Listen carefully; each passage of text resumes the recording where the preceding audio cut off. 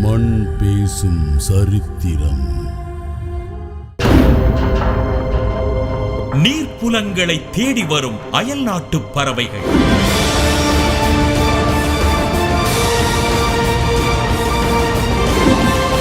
முள்மரங்களில் கட்டப்படும் கூடுகள்.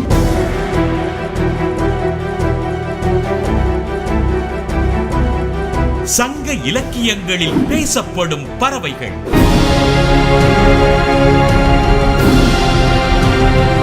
தென் தமிழகத்தின் நீர்ப்புல சரணாலயங்கள்.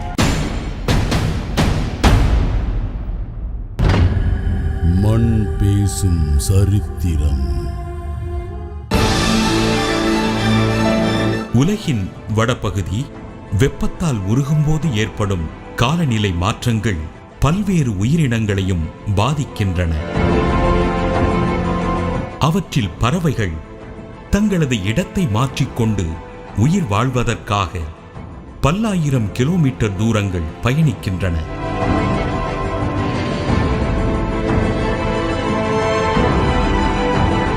இந்தியா போன்ற தெற்கு நாடுகளில் அடைக்கலம் புகும் அந்த பறவைகள் குறிப்பிட்ட காலங்கள் இங்கேயே தங்கிவிடுகின்றன. அவற்றைத்தான் பறவைகள் சரணாலயங்களாக நாம் பாதுகாத்து வருகிறோம். பறவைகள் அயல் நாடுகளிலிருந்து இங்கு வருவதை வலசை வருதல் என்று குறிப்பிடுகிறார்கள். சூரிய ஒளி ஊடுருவும் அளவுக்கு ஆழம் கொண்ட குளம், ஏரி, கடற்கரையை ஒட்டி உள்ள காயல்கள் போன்றவற்றில் வலசை வரும் பறவைகள் அடைக்கலமாகின்றன.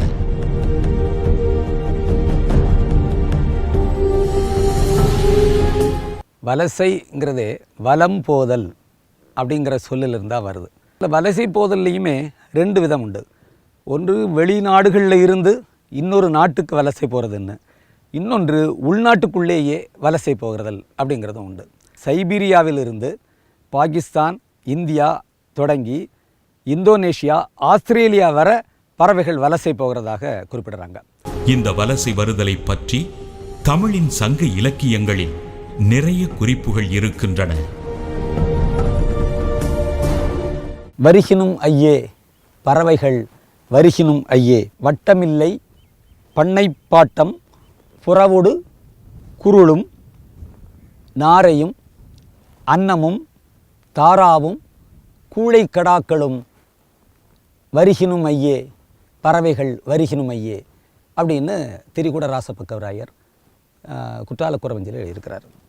பறவைகளில் நாரை விடு தூது என்று இது அமைகிறது. சத்திமுற்றத்து புலவர் எழுதிய அந்த பாடலில் நாரையை அவர் தூது விடுறார். நாராய் நாராய் செங்கால் நாராய் பழம்படு பனையின் கிழங்கு பிளந்தன்ன கமலச்செங்கண் கூர்வாய். அப்படிப்பட்ட அமைப்புள்ள கால் சிவப்பாகவும் அலகுகள் பனங்கிழங்கு போலவும் அதுபோல் சிவந்த கண்களையும் உடைய அந்த நாரையே, நீ தெற்கே உள்ள குமரியம் துறையாடி வடக்கே ஏகும்போது, அதாவது கன்னியாகுமரி கடற்கரையில் போய் நீ அந்த துறையை ஆடிவிட்டு வடக்கு நோக்கி போகிற போது சத்திமுற்றம்ங்கிற என்னுடைய வீட்டில் என்னுடைய மனைவி பிள்ளைகள்லாம் வறுமையில் வாடிட்டு இருப்பாங்க. அவங்கள்ட்ட என்ன கண்டதாகவும் ஒரு பாம்பு கூட்டுக்குள்ளே ஒரு பாம்பு எப்படி சுருண்டு கிடக்குமோ அதுபோல் நான் இருக்கிறேன் என்கிற செய்தியை சொல்லுவாயா நாராய் நாராய் என்று சொல்லி நாரையை கூப்பிட்டு தூது விடுறாரு. அந்த நாரை வடக்கிலிருந்து தெற்கே போய் வலசை போய்விட்டு மீண்டும் திரும்புகிற செய்தியை அந்த இலக்கியம் நமக்கு எடுத்து காட்டுகிறது. இப்படி அயல்நாடுகளிலிருந்து வரும் பறவைகளின் சரணாலயமாக தமிழகத்தின் வேடந்தாங்கல் புகழ்பெற்று விளங்குகிறது.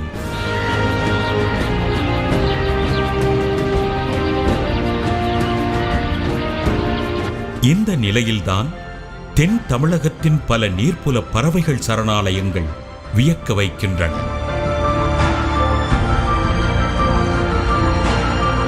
அவற்றில் முக்கியமானது திருநெல்வேலி மாவட்டத்தில் இருக்கும் கூந்தன்குளம் பறவைகள் சரணாலயம். நாங்குநேரியிலிருந்து சுமார் 25 கிலோமீட்டர் தொலைவில் அமைந்துள்ள இந்த கூந்தன்குளம் பறவைகள் சரணாலயம் 132 ஏக்கர் பரப்பளவில் பரந்து விரிந்திருக்கிறது.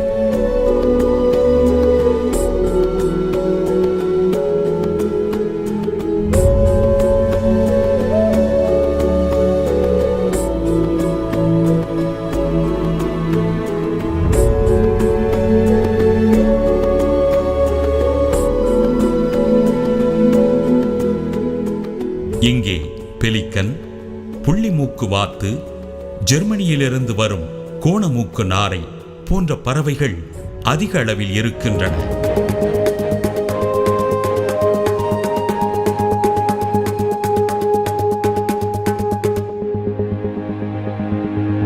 இங்கிருக்கும் பறவைகளை ஆய்வு செய்து அவற்றின் பெருக்கத்திற்கு உகந்த சூழலை ஏற்படுத்துவதில் தனது வாழ்நாளையே அர்ப்பணித்துக் கொண்ட பால்பாண்டி என்கிற மனிதரை இங்கே பார்க்க முடிந்தது. பறவை மனிதர் என்று அழைக்கப்படும் இவர் இந்த பகுதிக்கு வருகை தரும் அயல்நாட்டு பறவைகள் பற்றி ஒரு பாடலையே எழுதி பாடி காட்டுகிறார். திருநெல்வேலி பக்கத்திலே கூந்தகுளம் ஊர் இருக்கு, திருநெல்வேலி பக்கத்திலே கூந்தகுளம் ஊர் இருக்கு, கூடி வாழும் பறவைகளை கண்டிடுவீர், இங்கு ஒற்றுமையாய் ஒன்று கூடி வாழ்ந்திடுமே, இங்கு ஒற்றுமையாய் ஒன்று கூடி வாழ்ந்திடுமே. குளக்கடை இனமும் உண்டு கூடி வாழும் பறவை இனம், முள்ளெடுத்து கூடு கட்டித்தான் முட்டையிட்டு அது அடைகாத்து குஞ்சு பொறித்து வளர்த்திடுமே. குந்தங்குளத்திற்கு வருவீர் நீங்கள் கோடி நன்மை பெறுவீர், நாராயண 4 உண்டு, 4 வணங்கும் தெய்வம் உண்டு, மரத்திலே கூடு கட்டித்தான் முட்டையிட்டு அது அடைகாத்து குஞ்சு பொறித்து வளர்த்திடுமே. ரெக்கையை குடை போல விரித்து தானே நிழல் கொடுக்கும், நிழல் கொடுக்கும் காட்சி தானே கண்டிடுவீர், கூந்தங்குளத்திற்கு வருவீர் நீங்கள் கோடி நன்மை பெறுவீர். கோவை மூக்கு நாரையும் உண்டு, கோவை பழம் போல் மூக்கும் உண்டு, மண்ணிலே கூடு கட்டித்தான் முட்டையிட்டு அது அடைகாத்து குஞ்சு பொறித்து வளர்த்திடுமே.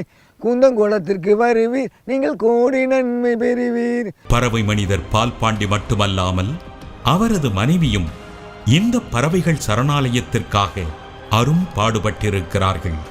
பறவை நோயால் உயிரிழந்த தனது மனைவியோடு இணைந்து இந்த சரணாலயத்தை பாதுகாத்து வந்த பால்பாண்டி வனத்துறை மூலமாக தற்போது பணியாற்றி வருகிறார்.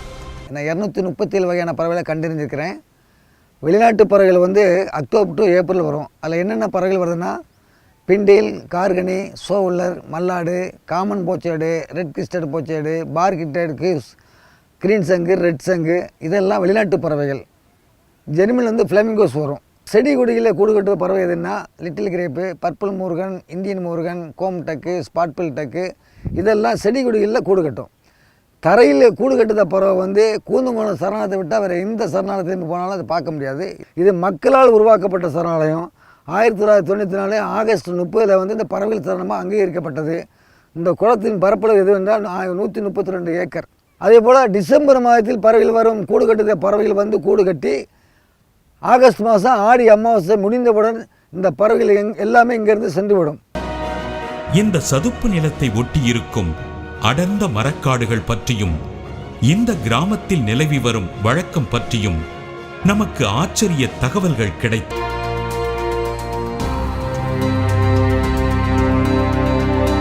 கூந்தன்குளம் கிராமத்தில் பறவைகள் வந்து தங்குவதால் இப்பகுதியை அரசு சரணாலயமாக அறிவித்திருக்கிறது. அயல் நாடுகளிலிருந்து இங்கு வந்து அடைக்கலமாகும் பறவைகளுக்கு தொந்தரவு ஏற்படுத்திவிடக் கூடாது என்பதற்காக இப்பகுதி மக்கள் பட்டாசுகளையும் வான வேடிக்கைகளையும் பயன்படுத்துவதில்லை. தீபாவளி என்று கூட இப்பகுதியினர் பட்டாசு வெடிப்பதில்லையாம். இத்தகைய சிறப்புமிக்க இந்த நீர்ப்புல பகுதியை ஒட்டி அடர்த்தியான காடு போல கருவேல மரங்கள் வளர்ந்திருக்கின்றன.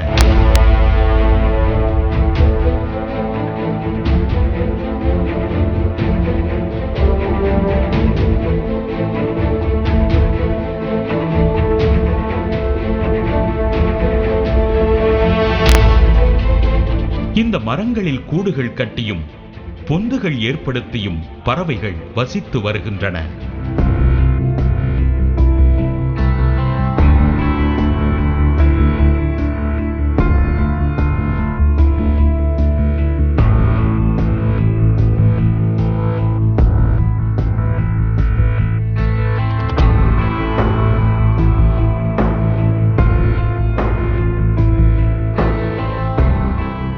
இது கோல்டன் பேக்டு உட்பெக்கர், செம்முதுகு குருவின்னு சொல்லுவோம். இது தன் அழகு வாயினால் போட்டு அப்புறம் ஒரு அடி ஆழத்தில் பள்ளம் வச்சு அதில் சுமுத்த அந்த ஃபெதர்லாம் வச்சு முட்டை போட்டு குஞ்சு பிரித்து இற விட்டு குஞ்சு வளர்க்கும். இதே கூட வந்து இது வந்து குஞ்செல்லாம் பறந்து போன பிறகு இதே கூட வந்து மைனா யூஸ் பண்ணோம், ஹூப் நெஸ்ட் பண்ணோம், குண்டலாத்தி மைனா நெஸ்ட் பண்ணோம். இப்படிப்பட்ட மரத்தில் இன்னொரு பறவை வந்து கோப்பர் ஸ்மித் பார்பெட், பச்சை கடலில் தலையில் சிகப்பு இருக்கும், கழுத்து ஒரு சிகப்பு இருக்கும். அது சின்ன பறவை. அதுவும் இப்படி தான் மரத்தில் ஓல் போட்டு சின்ன பொந்தை வச்சு பறவை அது பண்ணும். அது வந்து கோப்பர் ஸ்மித் பார்பெட் அப்படிங்கும். இந்த பறவைகள்லாம் கஷ்டப்பட்டு பொந்து போட்டு முட்டை விட்டு குஞ்சு பொறிக்கிற பறவையுடைய இது அடுத்த திருப்பறம்போது இந்த கூட்டம் வந்து அது யூஸ் படுத்தாது. இப்படி யூஸ் படுத்தாத காரணம் இதில் வந்து பேரக்கெட்டு கிளி கூடு வைக்கும், மைனா கூடு வைக்கும், ஹூப்பு கூடு வைக்கும். இப்படி ஒரு சில பறவைகள் அந்த பழைய பொந்தை வந்து ஒரு சில பறவைகள் யூஸ் படுத்தும். கூளைக்கடா என்கிற பறவைகள் வட்டமிடுவதை வைத்து இந்த ஆண்டு பறவைகளின் வரத்து வருவதை உறுதி செய்து கொள்ளலாம் என்று பறவை நிபுணர்கள் கூறுகிறார்கள். ஆனால் ஆண்டுக்கு ஆண்டு இப்பகுதியில் குறைந்து வரும் நீரின் அளவால் பறவைகளின் வரத்தும் குறைந்து வருகிறது.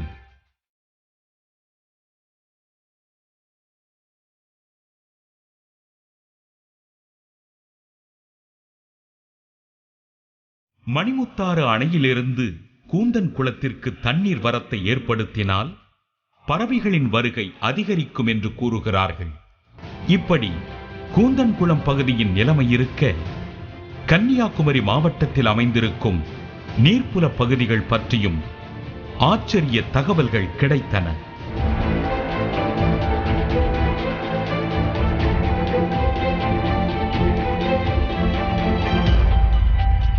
கன்னியாகுமரி மாவட்டத்தின் பல்வேறு நீர்நிலைகளில் வலசை வரும் பறவைகளை காண முடிகிறது.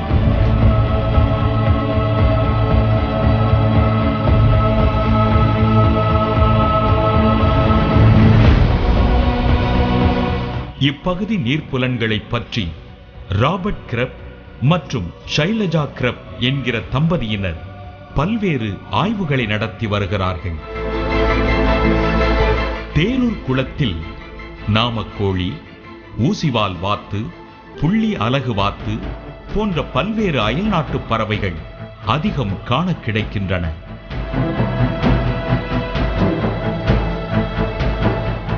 கன்னியாகுமரி மாவட்டத்தின் மிக நீண்ட ஒரு குளமாக இந்த தேரூர் குளம் விளங்குகிறது. இடையிடையே சில இடங்களில் தடுக்கப்பட்டு தனித்தனி பெயர்களில் அழைக்கப்பட்டாலும் தொடர்ச்சியான மிக நீண்ட நீர்நிலையாகத்தான் இந்த குளம் ஆரம்பத்தில் இருந்திருக்கிறது.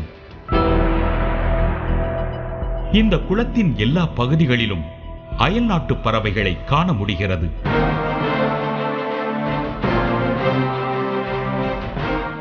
இப்போ நாம் இங்கே நிற்கிறது இது தேரூர்னு சொல்லுவோம். தேரூர் வந்து 3 பகுதியாக வருது. தத்தையார், மாணிக்கப்புத்தேரி, தேரூர். நான் இது வடக்கும் தெற்குன்னு சொல்லி. இது சுசீந்திரம் காம்ப்ளெக்ஸ் சொல்லும்போது சுசீந்திரம், பறக்கை, பால்குளம். அப்புறம் இதன் கீழே வருகிறது தான் இது. அதாவது மணக்குடி காயல் வந்து கடலில் போய் சேருது. கன்னியாகுமரி சைடில் மணக்குடியில் போய் சேருது. இதில் இருந்தெல்லாம் தான் பறவைகள் ஒரு வருஷமும் இங்கே இருந்து வெளிநாட்டுக்கு போகிறதும் திரும்பி வர்றதுமா இருக்கிறாங்க. இதே போல் குமரி மாவட்டத்தின் மற்ற நீர்நிலைகளில் தென் தமிழகத்தில் முக்கியமான நீர்ப்புலங்கள் குமரி மாவட்டத்தில் இருக்கின்றன.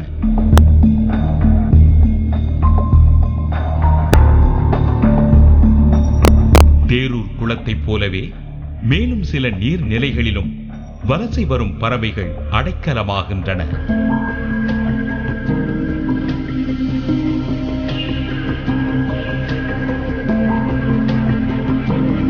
அவற்றை பாதுகாக்கப்பட்ட பகுதிகளாக வனத்துறை அறிவித்து பராமரித்தும் வருகிறது.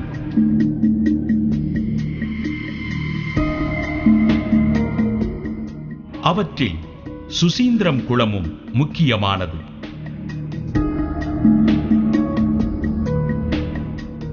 கூளைக்கடா, வெள்ளை அரிவாள்வாய் நாரை, பாம்புத்தாரா, நீர்க்காகம் போன்ற பறவைகள் ஒட்டுமொத்தமாக இங்கே குவிந்திருப்பதை பார்ப்பது கண்கொள்ளா காட்சியாக இருக்கிறது.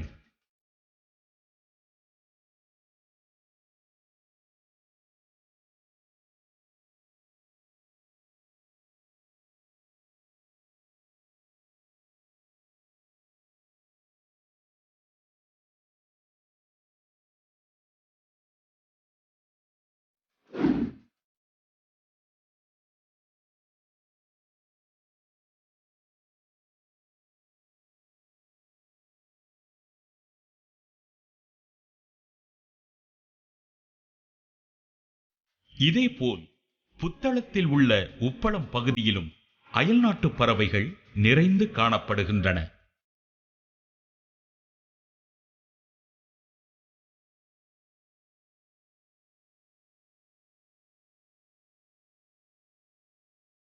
இதையும் சரணாலய பகுதியாக வனத்துறை அறிவித்திருக்கிறது.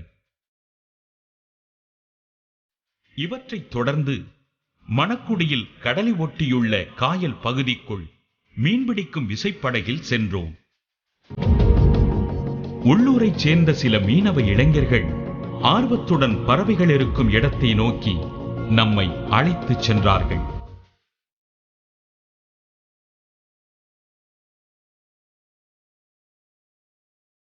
அந்த காயல் பகுதியில் உள்நாட்டு பறவைகள் மற்றும் பல்வேறு அயல்நாட்டு பறவைகளையும் காண முடிந்தது.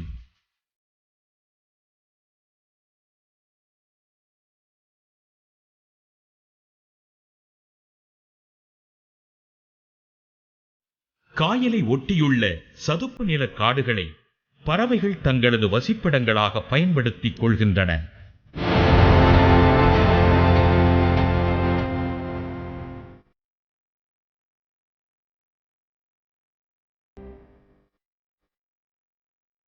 இந்த பகுதியில் மீன்பிடிக்கும் மீனவர்கள் பறவைகளுக்கு இடைஞ்சல் ஏற்படுத்தாதவாறு தங்கள் தொழிலை மேற்கொண்டு வருகிறார்கள். உள்நாட்டைச் சேர்ந்த பறவைகளும் அயல் நாடுகளைச் சேர்ந்த பறவைகளும் இங்கே அதிகம் இருப்பதாக மீனவர்கள் கூறினார்கள்.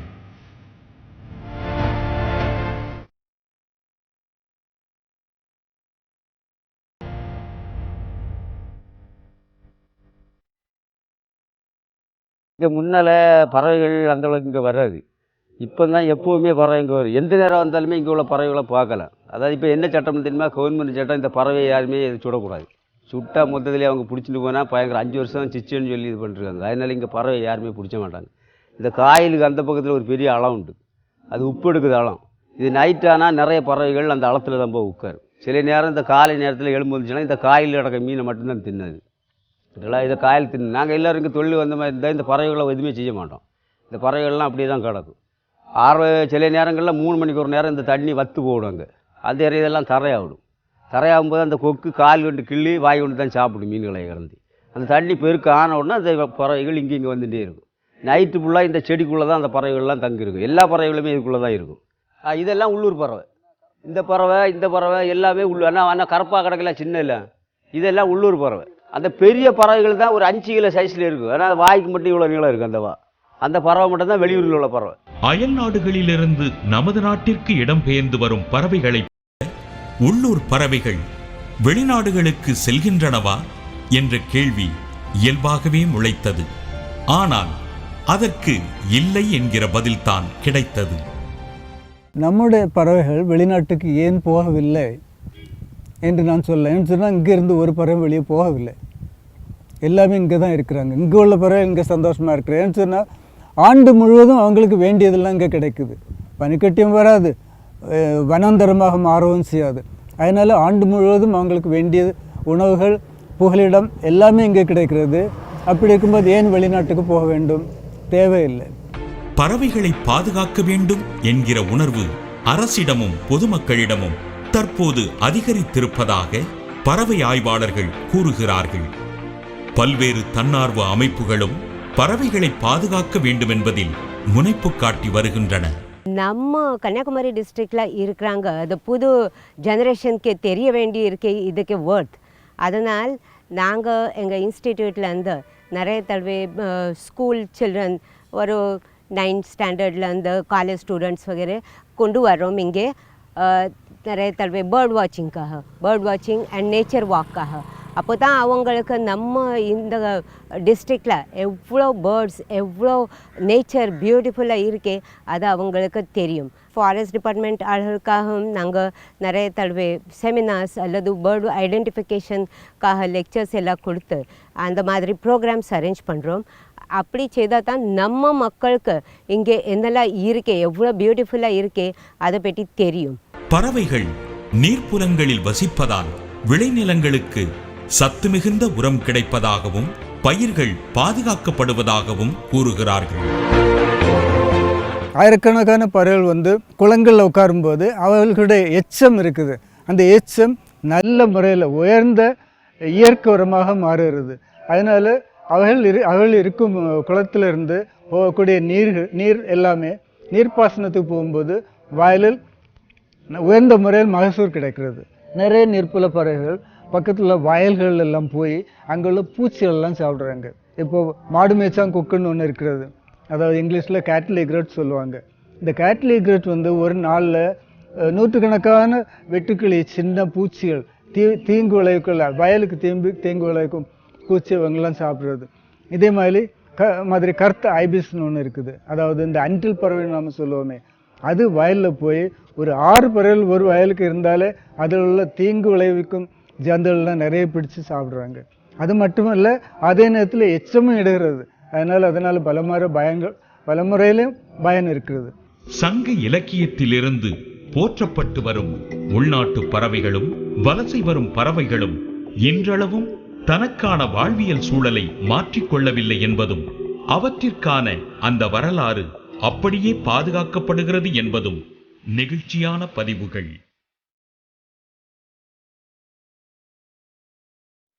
நீர்நிலைகள் பற்றிய கவனமும் உயிரினங்கள் மீதான அன்பும் நமக்கு இன்னமும் அதிகரிக்கும் என்று நம்புவோம்.